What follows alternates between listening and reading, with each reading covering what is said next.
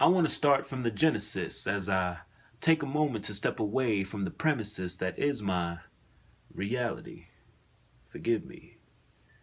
The freedom of expression knows no limits when there's a chance to move around and dance like no one is watching, to lift every voice and sing till earth and heaven ring, to produce a lack of constraint and restraint when giving life and color to a world as you sculpt and paint, to perform sweet melodies and harmonies that are oh so therapeutic with the instruments of music.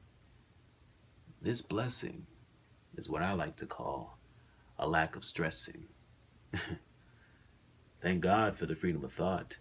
For you free thinkers inspire a lot that comes from within me.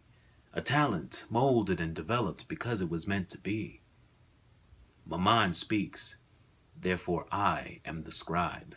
I'm obliged to appreciate all of the positive thoughts that I can't describe. An appreciation heavy enough to bury the worry over the troubles and struggles that burden my every thought. That constant uneasy feeling that only makes my brain rot until I become thoughtless.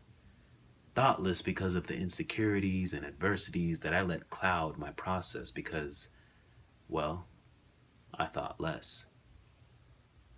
But thank God for the freedom of speech, for it allows me to preach from the soul into the hearts and minds of the world's citizens as a whole.